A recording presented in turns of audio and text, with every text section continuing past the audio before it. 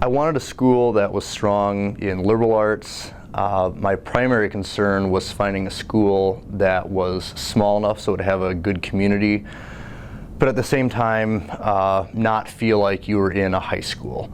So I wanted a good community where you could take classes but also get to know your professors and be involved in other activities.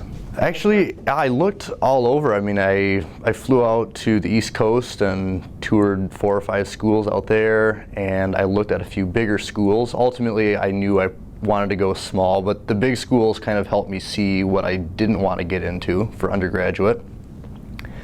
And then I started looking at kind of the value of my education at the end of 4 years, what I would get.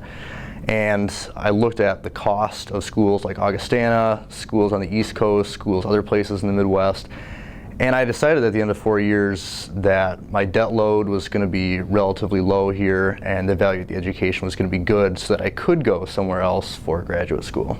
My aha moment for Augustana is actually a large part of what brought me here. If I have to go back to that first moment when I really knew that I wanted to be here, it was at the Distinguished Scholars Competition, so I wasn't even a student here. And hearing Dave O'Hara speak, which I've talked to Nancy and other people about before too, hearing Dr. O'Hara speak about what it means to get a liberal arts education, what it means to ask questions of yourself and of others, and the idea that you don't just go to school to get skills to go and do a job, but the idea that you go to school so that you can ask yourself questions about how you want to live your life and how you want to impact other people. That's the moment at which I knew this place had something great to offer me.